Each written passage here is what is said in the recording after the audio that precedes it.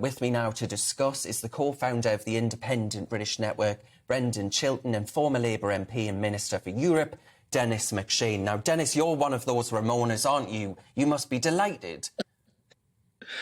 I'm delighted a liar has left Downing Street. I mean, every Tory seems to be delighted as well. Look at them all queuing up to replace him. I mean, it's been a very embarrassing 3 years. In fact, I think the last three Tory Prime Ministers, Mr Cameron, Theresa May, now Boris Johnson, have been, the least impressive PMs in my lifetime. The fact he's gone doesn't mean the end of Brexit. It's another staging post. There's going to be a discussion, I assume, in the Tory party election to replace him. My guess is every one of the candidates will swear on their mother's milk that they are even more anti-European, more isolationist, more hostile to partnership with Europe than Boris Johnson was. Mm-hmm. So I'm not quite sure this is Andrew Doe's very old friend. I know Michael Heseltine, of course. I'm just not sure they're that much in touch. I see. Right. Brendan, so is that right, do you think? Is it just the fact that actually these dinosaurs, these relics of British politics actually are getting this wrong? I think they are getting this wrong. I think Brexit is now the established consensus in British politics. The Conservative Party would never take us back into the European Union, and Keir Starmer, it was kind of missed because of all the dramas with the government, but Keir Starmer earlier this week gave a speech to Labour members and to journalists where he also said that a future Labour government would not seek to take the country back into the EU, the single market or the customs union. So I do think we now have a consensus. We're outside the European Union. We're not going back in anytime soon. All I would say, though, is that the government didn't get Brexit done. We still have, and I've just noticed Ben's joining us. I think Ben Habib will have something to say about the situation in Northern Ireland, which is far from settled. And there are also many issues to do with future trading arrangements, which the government have been kicking down the road now for over a year and a half, which have got to be resolved. So Brexit isn't sorted yet, but it is the consensus. Yes, well, I hope that's true. I really, really do hope that's true. And I know Ben Habib, who joins us now for my radio listeners, will very much be of the view that Brexit should remain. But Dennis McShane there saying actually he agrees with us, Ben Habib, and that actually people like Lord Hezza and Adonis are just getting this wrong, out of touch. Very simply, Darren. I mean, if they have an interest in the Conservative Party being re-elected... Hang on. Dennis, I'll let you come back to that. But Ben, do you want to go first? Well, I was just going to say, I think they are... if this is about getting re-elected, if this is about winning the 2024 election, if Heseltine's views are given any credence within the parliamentary party, the Conservatives will be toast. I mean, look at the pressure the Conservatives are already under. They lost Wakefield. They lost Tiverton and Honiton, which they've basically held with the exception of 1 year since 1885. They lost Westminster Council. They lost Wandsworth. They lost West Oxfordshire. The Conservative Party is under real pressure. The one way to absolutely ensure electoral defeat is now to come back to the Brexit question. Brexit has to be completed. I'm so glad Brendan said it hasn't yet been completed. It saves me the breath of having to say that. But it hasn't, and there's still a task. There's still a task to be done, and the new leader has to get on and deliver that. I can see Dennis McShane is absolutely beside himself, so I'm going to let him come back in. Okay. No, Darren. Look, I'm in France at the moment. I was speaking yesterday at a big defence conference in Paris, and all the French generals and admirals said how well they get on with their British opposite numbers.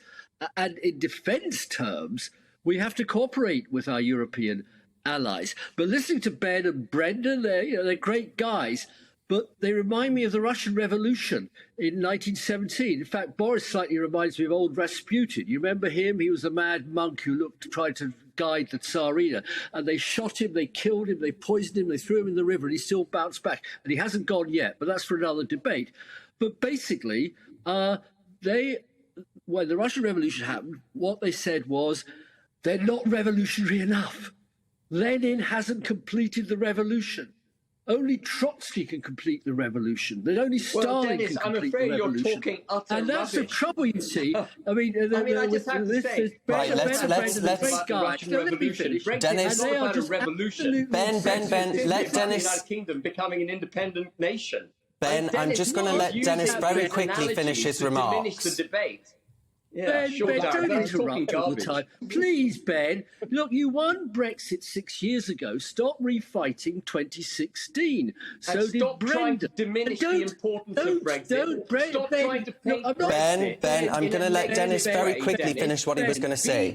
You lost Brexit. You lost the vote. You should back off and let us Brexiteers get on with it. Don't talk over people. I can talk over you longer than you can talk over me. I'm much younger than you. I'm more experienced. Now, we saw yesterday Andrea Jenkins giving the Brexit side to the British people. I suggest you calmly talk to all the candidates and explain to them exactly what you want happening. You know, more break with Europe, surrender to the DUP, abolish a Good Friday, by all means.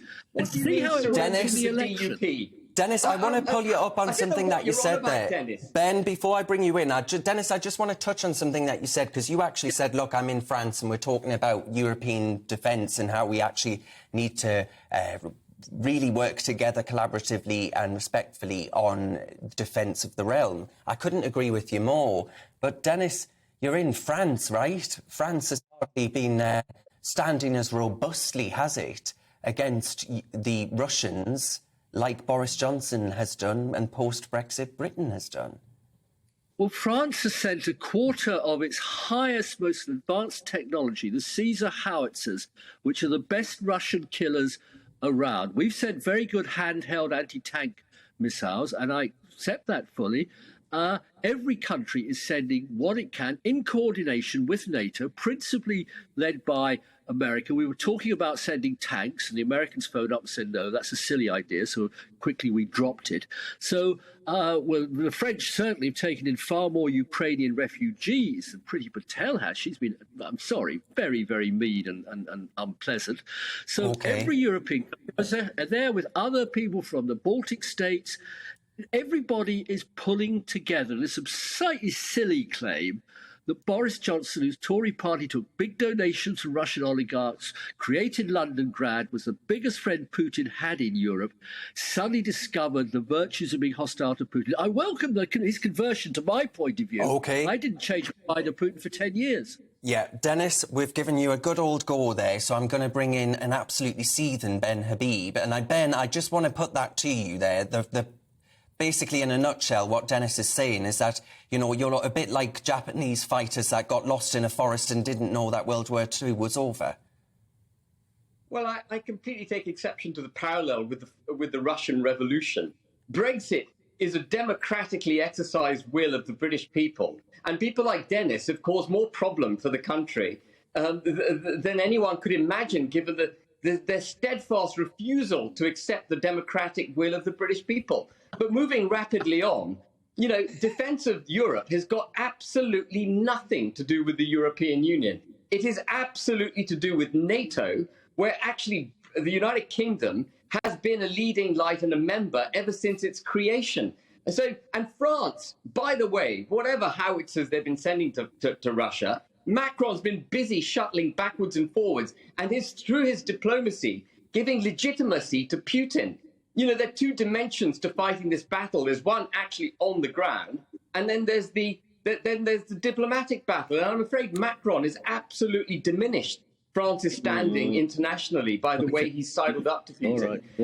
I'm not a fan of Boris Johnson, but Boris Johnson has done a fantastic job on the international stage for the United Kingdom, which we wouldn't be able to do if we were in the EU, because we would be compromised by Germany's massive conflict of interest, because they depend very largely on Russian oil and gas for their economy. No, I'm afraid Brexit Britain, to the extent that we've got it, and we haven't quite got it, Brexit Britain is proving to be a much better place to be than as a member of the European Union.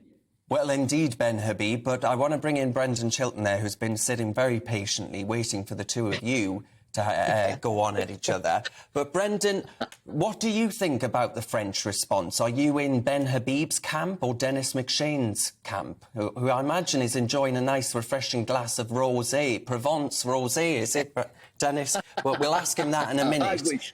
I wish. Well, I wish I was enjoying a nice glass of Provence rosé as well, actually. It's lovely weather where I am. I lean slightly more towards Ben's position on this. I think some of our European neighbours' response to the position in Russia and Ukraine at the moment could have been a lot stronger. But I would just like, if I can, to jump back on the question of the Japanese soldiers still fighting the last war. I by no means wish to resurrect the debates around Brexit, but there are still two very important points that are not yet resolved. There is huge difficulties with businesses that are trading between Great Britain and Northern Ireland. I'm not seeking to reopen the debate, but that's got to be resolved. Yeah.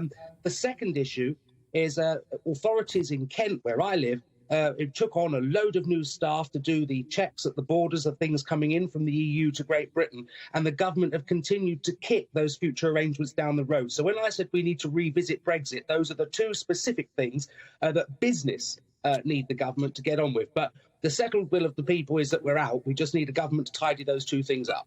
Right, so we haven't got very long left, but I want to ask each of you in turn, and it will be in turn, men, best behaviour. I want to know, would a Remainer be credible as Prime Minister? Because, Dennis, I'm assuming your argument is that we need to just move on. Well, I don't think that a Remainer will be elected to lead the Conservative Party. I mean, the last vague possible one was Ben Wallace. He quite sensibly is holding his fire. He knows the next election there isn't going to be a majority for the Conservatives. It's going to be pretty chaotic over the next few years. He's waiting then to pick up the Tory party. Keir Starmer said unequivocally, I've written it, we're not having a second referendum. We're not rejoining. The only debate is, are we with our generals and admirals and our business people, especially in Northern Ireland, who want a good relationship with the rest of Europe, or do we have to keep insulting them and patronising them? As if I may say so, this nonsense about Macron and Russia has proved in our debate tonight. Okay. And as Boris Johnson continually insulting Macron, every other European leader, as a result, they don't really want to talk to us. When we behave like Andrea Jenkins and give them the famous finger, well, that doesn't make for good relations. Ben Habib, then, is a Remainer a credible alternative as Prime Minister? And are we being a little bit too robust in hanging up on President Macron? We haven't got long, so I'm going to ask you to be quick, Ben. Well, if as a Remainer you're defining everyone who voted Remain, I don't think that's right. I think there are some Remainers who've seen the light. Dennis isn't amongst them. But absolutely, as far as Macron is concerned, he is the one who should be in the crosshairs of judgment, not our Prime Minister. Our Prime Minister, if he's guilty of anything, is referring to Macron repeatedly as his friend and partner. It's Macron who takes a belligerent attitude to our fishing vessels. It's Macron who beats the drum against the United Kingdom when he wanted to get re-elected. It's Macron who impounds our ships. It's Macron who's floating those illegal immigrants across the North Sea in breach of his international and bilateral relationship and agreements with the United Kingdom. Macron is a pain for the United Kingdom. In fact, he shouldn't be an elected politician at all. Welcome to the GB News YouTube channel. You can watch us live 24 hours a day, catch up on your favourite shows, and join in the conversation in the comments below. Don't forget to subscribe and you'll never miss any of our exclusive content.